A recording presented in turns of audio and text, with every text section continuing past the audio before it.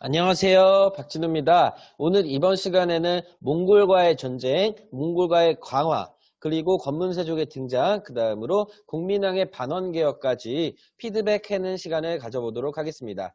먼저 시작할 것은 바로 몽골과의 전쟁과 관련된 부분이 되겠습니다. 많은 학생 여러분들께서 1인 1질문에 참여해 주셔서 정말 감사드립니다. 먼저 제가 질문 드렸던 것은 바로 몽골과의 전쟁, 고려와 몽골과의 전쟁은 누가 이긴 걸까요? 라는 질문을 했었는데요. 지금 그래프를 보시면요. 고려가 이겼다고 생각하는 학생이 27%, 그 다음으로 몽골이 이겼다고 생각하는 학생이 30%네요. 그 다음으로 승자와 패자도 모두 없다라고 하는 42%의 확률을 보이고 있습니다. 제 생각에는 몽골과 고려와의 전쟁에서 승리한 나라는 바로 몽골이라고 생각합니다. 왜냐하면은 몽골이 고려와 전쟁을 하는 것은 바로 한반도 고려 영토에서 하고 있으면서 장기간 전쟁, 30년, 40년간의 전쟁이 지속되었기 때문에 고려의 영토가 큰 피해를 입었고 결국에 고려가 항복을 했기 때문에 결국 몽골이 승리한 것으로 봐야 되는 것이 옳지 않을까라고 생각을 합니다. 자, 두 번째 질문으로 넘어가 보도록 하겠습니다. 충주성 노비들이 몽골군을 막아냈잖아요. 그 노비들이 막아내는데 그 이후에 원래 충주성에 있었던 관리와 귀족들이 돌아와서 노비들을 못살게 굴었다. 왜 그랬을까라는 질문을 했는데요. 정말 창의적인 답변들이 굉장히 많았습니다. 예를 들어서 적이 약탈해간 물건이 있는데 이것들을 노비에게 뒤집어 씌우기 위해서라고 했던 답도 있었고요. 이들이 공을 세웠기 때문에 좋은 대접을 받아서 노비에서 탈출할 수 있기 때문에 자신의 사유재산인 노비를 잃을 수 있지도 않냐라는 답변을 해준 친구들도 있었습니다.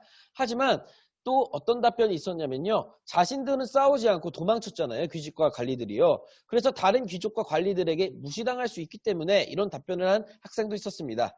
결정적인 답변은 바로 부끄러워서라고 했던 친구들이 많았는데요. 결정적으로 이유는 바로 부끄러워서라고 생각을 합니다. 그래서 하여튼 이 나라를 중심적으로 이끌어 나가는 귀족과 관리들이 백성들을 버리고 도망갔다는 것은 굉장히 큰 실책이 아닌가라고 생각을 합니다.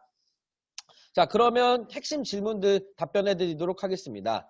몽골의 힘은 어느 정도였나요? 라는 질문했는데요. 몽골은 당시 세계를 제패하고 유럽까지 진출할 정도로 굉장히 강력한 힘을 보이고 있었죠. 각 지역을 다니면서 전쟁을 할 당시에 다양한 부대들을 만났는데도 불구하고 모두 이겼을 정도로 굉장히 강력한 힘을 보였다. 만약에 칭기스칸이 1, 2년만 더 살았으면 유럽까지 제패될 확률은 굉장히 높았을 것이다 라는 이야기도 있습니다. 자, 몽골과의 전쟁의 수는 몇 차례나 되나요? 크게는 9차례 된다고 보시면 되겠습니다. 세부적으로는 더 많을 수 있지만 큰 것은 9차례다. 세 번째로 선생님이 만약에 의주에 있었다면 항복하시겠습니까? 라고 하는 질문을 한 친구들이 있었는데요. 당시에 의주에 있었던 장군들은 이전부터 몽골과 꾸준히 교류를 해왔기 때문에 그들과 싸우는 걸 원치 않아서 항복했던 것이겠죠. 하지만 나라를 지켜야 될 장군이라면 항복을 해서는 안 되겠죠. 탐나, 즉 제주도에도 전쟁이 있었나요? 라는 질문을 했는데요. 몽골은 고려의 그 한반도 본토에 집중을 했지 그런 제주도나 섬지역 공략은 거의 하지 않았다라고 보시면 될 것 같습니다. 고려 왕들은 왜 원나라의 공주와 결혼을 했나요? 몽골이 당시에 원나라가 고려를 인정해 주었기 때문에 특별한 대우를 해줬다라고 보시면 되겠습니다. 따지고 본다면 그 복속국들 중에서 최상급 대우를 해줬다라고 생각해 주시면 될 것 같습니다. 최씨 집안은 어떻게 되었나요? 강화도로 천도에서 잘 먹고 잘 살았다. 특히 최후 같은 경우에는 육지에 있는 잣나무들을 옮겨 심어서 정원을 만들었을 정도로 굉장히 풍부한 그런 삶을 살았다라고 보시면 되겠습니다. 살리타가 중요한 사람인가요? 예, 몽골이 고려에 쳐들어왔을 때 총사령관이라면 굉장히 중요한 인물이겠죠. 몽골은 왜 고려를 공격했을까? 세계 정복을 위해서 아닐까 싶습니다. 또한 중국 본토를 집중하기 위해서 선제 공격을 했다라고 보시면 되겠습니다. 일설에 의하면 몽골이 고려에 침략한 군대 숫자가 1만 명이 넘지 않을 것이다 라는 얘기를 했을 겁니다. 했던 기억이 있어요. 왜냐하면은 다른 중국이나 서방 영토를 정복하기 위해서 더 많은 집중을 했기 때문에 고려는 우리가 생각하는 것보단 적을 것이다 라고 생각해 주시면 될 것 같습니다. 노비들이 막아낸 이유는 뭘까요? 그들의 목숨이 달려있기 때문 아닐까 싶습니다. 몽골이 해전에 약한 이유는 무엇인가요? 라고 질문했는데요. 그들이 해전에 약한 것이 아니라 해전을 할 필요성을 못 느끼는 거예요. 내가 얘네들과 싸울 필요가 없는데 굳이 배를 만들어서 싸울 필요는 없다는 거죠. 그들이 싸울 거면은 배를 만들어서 싸웠을 것입니다. 그렇게 해서 10차시 몽골과의 전쟁과 관련된 피드백 해드렸습니다. 자, 먼저 11차시 몽골과의 강화 부분인데요. 제가 질문드렸던 것 중에 교과서에는 몽골에게 항복했다고 하지 않고 강화를 했다라고 나와 있는데요. 왜 그렇게 표현했을까라고 질문을 했더니 48%의 학생들은 항복과 강화는 다르다라고 해줬고요. 항복이라고 적기 싫어서라고 하는 부분이 27%, 10%가 진 것이 아니다라고 해줬는데요. 사실상의 우리나라 역사를 띄우기 위해서 그런 표현을 자제한 것이다 라고 보시면 좋을 것 같습니다. 다음으로 강화도 천도는 옳았다, 옳지 않았다. 그 이유는 무엇인가 라는 질문을 했는데요. 강화도 천도를 한 것이 옳았다. 최씨 정권, 무신 정권이 강화도를 천도를 해서 고려를 유지했잖아요. 옳았다고 생각했던 친구들은 나라를 유지해야 되고 왕이 죽으면 안 되기 때문에 이런 답변도 해줬고요. 그나마 나은 선택이었다. 끝까지 맞서 싸우려는 항전의 의지였다. 그 다음에 방어를 하기 위해서는 섬으로 가야 됐다라는 학생들의 답변이 있었지만 옳지 않았다 생각하는 이유의 학생들은 백성들이 다 죽는데 정부가 이동하면 뭐가 되냐? 백성이 없으면 나라가 존재하는 거냐? 라는 답변을 해준 친구가 있었습니다. 자, 다음으로는 여러분들의 질문 답변해 드리도록 하겠습니다. 탐나가 뭐냐라고 했던 친구가 있었는데요. 바로 탐나는 지금의 제주도가 되겠습니다. 그 다음으로 치로 끝나는 게 몽골의 그런 단어라고 했는데요. 김치, 멸치, 음치, 박치 이런 게 다 몽골풍이냐? 그렇게 보기는 힘들 것 같습니다. 원종은 왜 쿠빌라이를 선택했던 거냐라고 질문했는데요. 당시에 몽골에게 항복을 하러 가던 도중에 칸이 죽었잖아요. 그래서 당시에 탑2였던 아릭베케와 쿠빌라이가 있었는데 우연치 않게 가던 중에 그 몽골의 수도 카라코룸으로 가던 중에 우연치 않게 쿠빌라이를 만났던 것이었죠.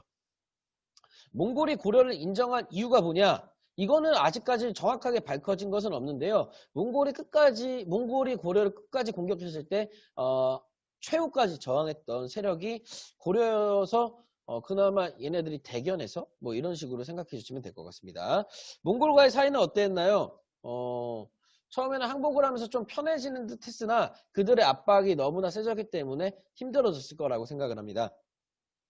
몽골에 더 이상 저항하지 못했던 이유는 그들이 원래는 섬을 공격하지 않고 우리나라 영토를 아예 점령하지 않는 정책을 썼는데 점차 말기가 되면서 고려의 동북 지역을 점령하기도 하고 섬을 공략하는 모습을 보였기 때문에 더 이상 저항할 힘이 없어졌던 것이겠죠. 몽골이 쳐들어오지 않았다면 귀족들은 어떻게 되었을 것인가? 당시의 지배층은 무신이었는데요. 무신 정권은 아마 너무나 폭압적인 정치로 인해서 몰락하지 않았을까? 또다시 새로운 세력이 등장하지 않았을까라고 생각을 합니다. 몽골을 싫어하는 문화인데 왜 몽골의 문화는 유행하냐? 라고 생각해 본다면 당시 우리나라도 일본의 식민지를 겪었잖아요. 일본의 식민지를 겪었을 때 일본의 문화가 자연스레 들어와 흡수되었듯이 몽골의 문화도 자연스럽게 들어와 흡수되었던 것이죠. 그러면서 교류를 하면서 고려의 문화도 몽골로 넘어갔고요. 6가지 약속은 고려를 인정하겠다는 건데 실상 알고 보니까 이거는 약속과는 다른 거 아니냐. 어느 정도의 대우는 받고 인정을 받았지만 몽골의 규칙을 따라야 되기 때문에 몽골이 하는 말을 따라야 되기 때문에 어쩔 수 없는 것이다 라고 생각해 주시면 될 것 같습니다. 삼별초는 그 이후에 어떻게 되었냐?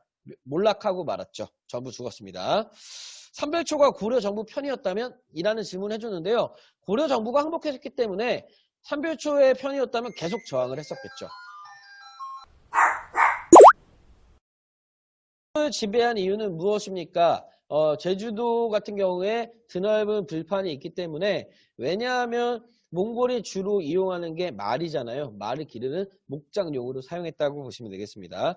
아릭푸케에 갔으면 어떻게 됐을까요? 아마 고려는 끝까지 아마 공격, 공략당하지 않았을까 싶습니다. 몽골이 중국으로 이름을 바꾼 이유가 쿠빌라이가 집권하면서 형제들과 자식들에게 지금까지 몽골이 차지했던 영토를 주면서 쿠빌라이는 중심적으로 중국 본토만 차지하기로 했거든요. 그러면서 우리는 이제 중국식으로 나라 이름을 바꾸겠다라고 하면서 원으로 바꾸게 됩니다. 다음 6차, 12차 시가 되겠습니다. 공민왕은 어떤 사람인 것 같냐라고 질문했는데요.